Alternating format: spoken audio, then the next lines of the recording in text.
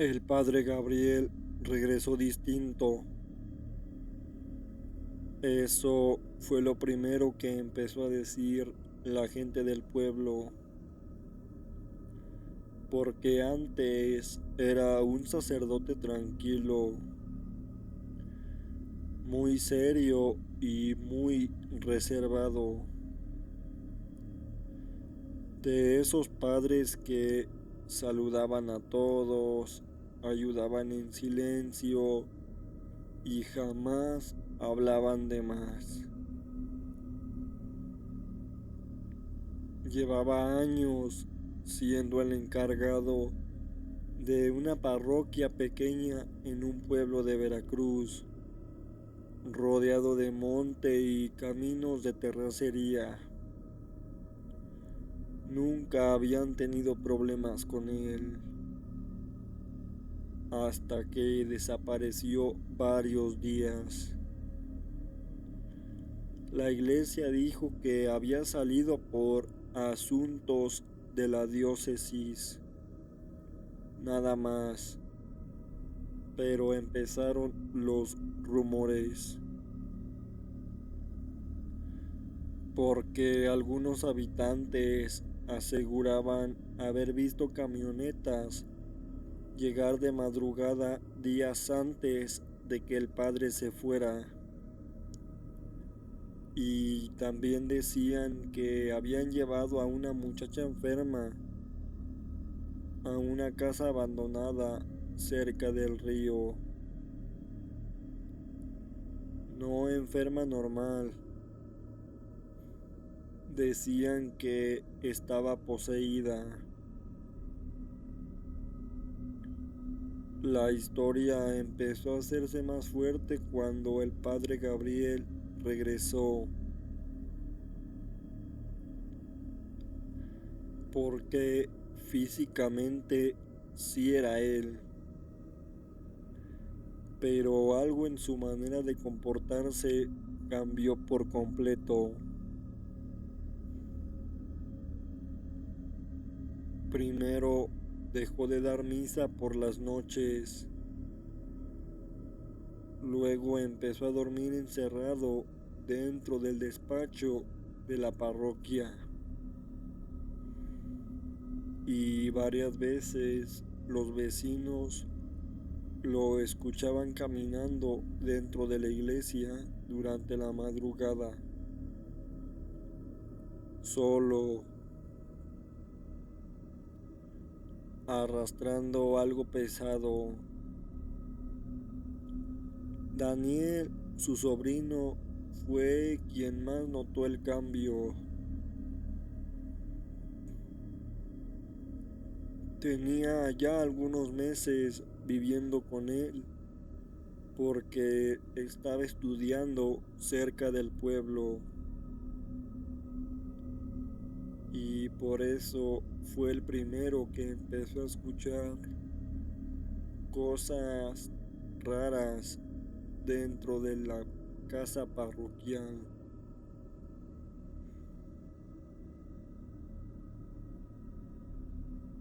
Desde golpes en las paredes hasta pasos y murmullos,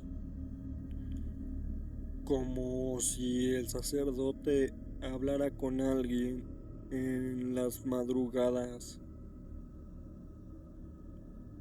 Al principio, Daniel pensó que el padre se estaba volviendo loco, porque sí se veía agotado. Tenía ojeras horribles, casi no dormía y varias veces lo encontró rezando solo frente al altar completamente oscuro. Pero una madrugada pasó algo que ya no tuvo explicación. Daniel despertó porque escuchó voces dentro del despacho, no una, varias, hombres y mujeres hablando al mismo tiempo, muy bajito. como si estuvieran discutiendo. La puerta estaba cerrada, pero abajo se alcanzaba a ver luz. Daniel se acercó pensando que quizá el sacerdote había recibido gente tarde, y entonces escuchó clarito la voz del padre diciendo: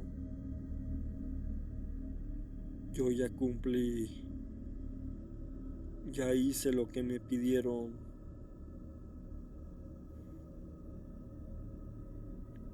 Después se escuchó un golpe fuertísimo, como si algo hubiera azotado la pared desde adentro. Daniel se quedó helado y vino otra voz, no humana, grave, ronca, que parecía salir de varios lados al mismo tiempo. Todavía no. Las luces del pasillo empezaron a parpadear y el olor llegó después, podrido, horrible, como carne mojada echándose a perder. Daniel intentó abrir la puerta, pero estaba atorada. Del otro lado comenzaron a escucharse rezos desesperados. El sacerdote estaba llorando, literalmente llorando, y luego empezaron a golpear desde adentro,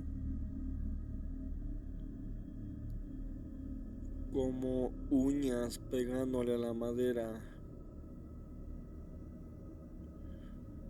hasta que de repente todo se quedó en silencio, completamente. Daniel tardó varios segundos en volver a moverse, y cuando finalmente abrió la puerta, el despacho estaba vacío, solo.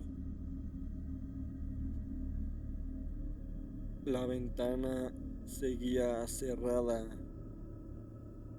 No había forma de que alguien hubiera salido, pero el cuarto estaba helado y había marcas negras en las paredes, como manos enterradas de hollín.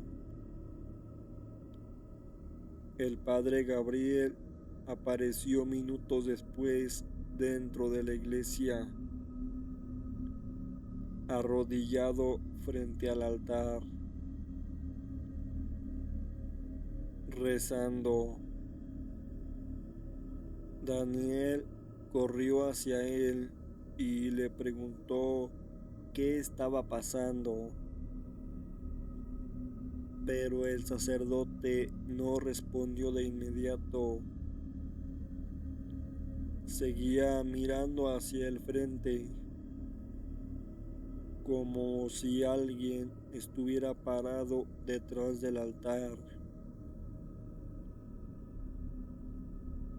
Y entonces dijo algo que Daniel jamás pudo olvidar: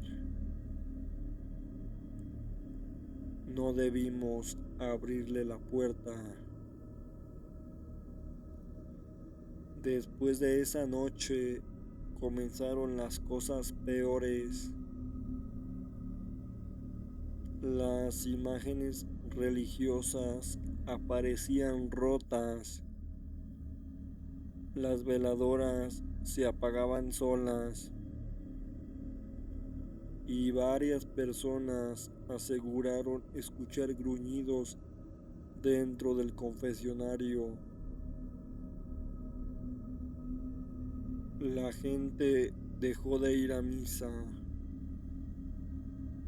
especialmente después de que una señora asegurara haber visto al sacerdote hablando solo en latín frente al panteón del pueblo a las 3 de la mañana. Descalzo, cubierto de lodo, y Daniel empezó a investigar por su cuenta. Fue así como descubrió lo que realmente había ocurrido durante aquellos días. La muchacha del supuesto exorcismo no estaba poseída desde hacía mucho. Según quienes estuvieron presentes, la entidad llevaba años manifestándose, pero el ritual salió mal, porque durante el exorcismo la muchacha comenzó a decir nombres de sacerdotes, fechas, lugares, y luego dijo algo que todos intentarán detener el ritual. Si me sacan de ella, voy a entrar en uno de ustedes. La muchacha lamentablemente falleció esa misma noche, y después de eso el padre Gabriel regresó al pueblo. Daniel entendió todo demasiado tarde,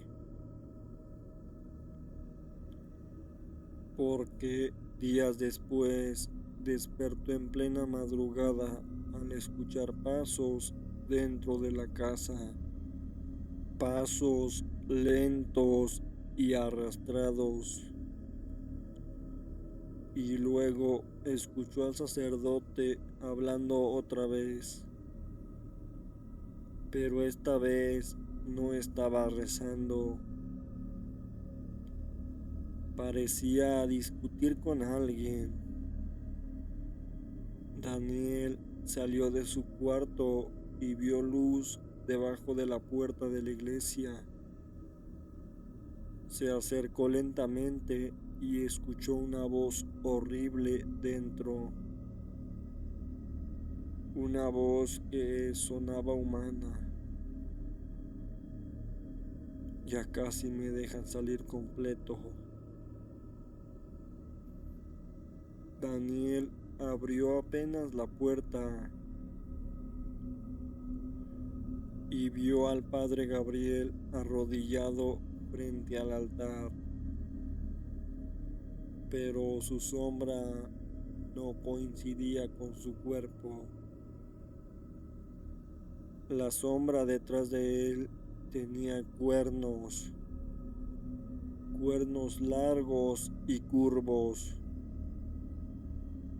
y parecía moverse sola sobre las paredes de la iglesia. Entonces el sacerdote levantó lentamente la cabeza y Daniel vio que tenía sangre saliéndole de los ojos. Después de eso, jamás volvió a verlo. La iglesia dijo que el padre había sido trasladado, pero semanas más tarde encontraron la parroquia completamente vacía. Solo quedó una cosa sobre el altar: un crucifijo quemado. y marcas de uñas alrededor.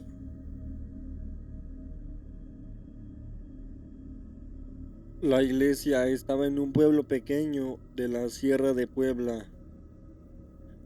Ni siquiera era un lugar conocido, de esos donde las calles son de piedra, hay neblina casi todas las mañanas y después de las 9 de la noche ya no hay nadie afuera. La parroquia estaba justo frente al jardín principal, vieja, húmeda, con paredes descarapeladas y un campanario medio inclinado que parecía que estaba a punto de caerse. La gente del pueblo decía que la iglesia ya necesitaba arreglos desde hacía años, porque el piso del altar se estaba hundiendo, pero nadie quería trabajar ahí de noche y tampoco querían tocar la parte de adelante del altar. Nunca explicaban por qué, solo decían, ahí mejor no le muevan. Julián llegó al pueblo junto con otros 2 albañiles para empezar la remodelación. Él no era creyente. De hecho, siempre se burlaba de las historias del pueblo. Decía que la gente exageraba cualquier cosa. Los primeros 2 días pasaron con normalidad. Quitar bancas, mover madera, levantar algunas losetas viejas. Pero el tercer día ocurrió algo raro. Uno de los trabajadores golpeó accidentalmente el piso frente al altar y el sonido cambió completamente. Se oyó hueco. Los 3 comenzaron a revisar mejor y mientras tiraban las losetas encontraron una placa de piedra completamente distinta al resto. Era más oscura, más vieja y tenía marcas grabadas alrededor.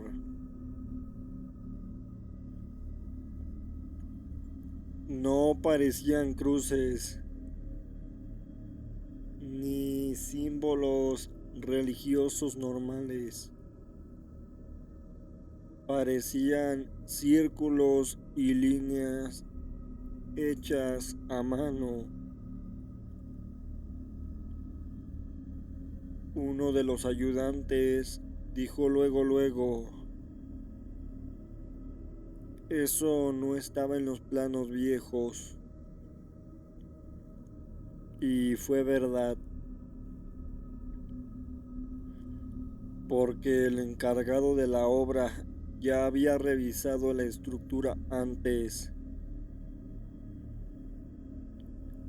Esa parte no aparecía, como si alguien hubiera querido esconderla. Cuando el sacerdote del pueblo vio que habían descubierto la placa, se puso muy nervioso, demasiado. Les dijo que ya no siguieran trabajando ahí, que continuaran en otra zona de la iglesia. Pero Julián notó algo raro. Al sacerdote le temblaban las manos y mientras hablaba no dejaba de mirar hacia el suelo.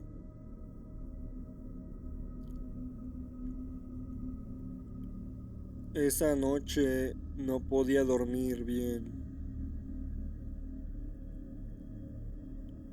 Se estaba quedando en una casa cerca de la parroquia, junto con los otros trabajadores. Y como a las 2 de la mañana escuchó las campanas, no fuertes, suaves, como si alguien las estuviera moviendo apenas. Pensó que podía ser el viento, pero después escuchó algo peor. Golpes debajo del piso, lentos, como si alguien golpeara desde abajo. Uno de los albañiles también despertó. Los dos salieron al patio y alcanzaron a ver algo raro dentro de la iglesia. Luz, como veladoras encendidas cerca del altar. A esa hora, eso fue lo que les dio curiosidad, porque el sacerdote vivía atrás de la parroquia y siempre cerraba todo temprano. Julián decidió acercarse. Empujó apenas una de las puertas laterales y descubrió que estaba abierta. El olor dentro era horrible. Humedad mezclada con algo podrido, como animal muerto. Y mientras avanzaba hacia el altar, escuchó rezos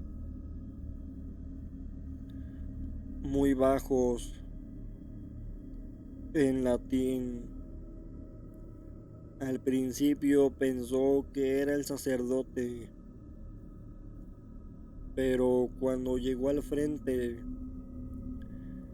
se quedó completamente congelado.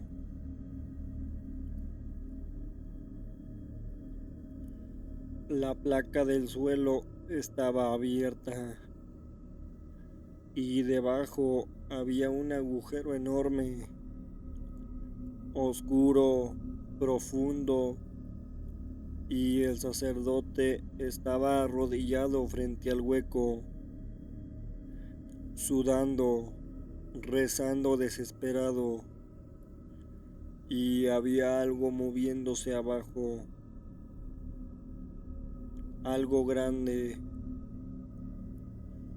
Julián no alcanzaba a verlo completo porque apenas entraba la luz de las veladoras, pero sí alcanzó a distinguir una silueta demasiado alta y unos cuernos largos, curvos, pegados a la oscuridad. El sacerdote empezó a llorar mientras repetía: "No puede salir otra vez, por favor, todavía no".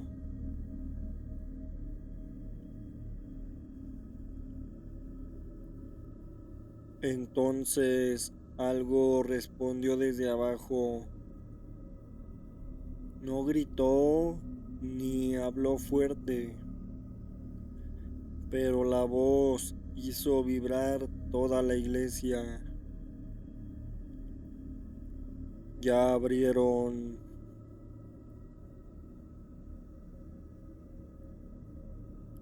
Las veladoras se apagaron todas al mismo tiempo y Julián escuchó algo arrastrándose dentro del agujero, algo pesado, como si algo enorme estuviera subiendo lentamente por piedra húmeda. El sacerdote volteó hacia donde estaba Julián y ahí fue cuando él vio su cara. Tenía sangre saliéndole por la nariz y los ojos completamente abiertos del miedo. Le gritó: "Ciérrenlo, ciérrenlo ahorita". Pero ya era demasiado tarde, porque una mano salió desde la oscuridad, negra, demasiado larga, con uñas enormes. Julián salió corriendo. Los otros trabajadores escucharon los gritos desde afuera y aseguran que corrían fuera de la iglesia. Las campanas comenzaron a sonar solas, rapidísimo, como si alguien estuviera jalándolas con fuerza. Nadie volvió a entrar esa noche. Al día siguiente la parroquia permaneció cerrada y el sacerdote desapareció. La diócesis mandó a otras personas semanas después, pero jamás dieron explicaciones. Lo único raro fue que la parte del altar apareció cubierta completamente con cemento nuevo, como si hubieran sellado algo otra vez. Pero la gente del pueblo empezó a decir otras cosas, porque desde aquella noche a veces se escuchaban golpes debajo de la iglesia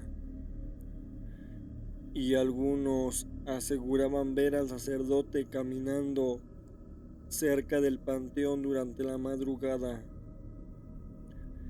descalzo, lleno de tierra, como si todavía estuviera buscando algo que intentaba salir de abajo del altar.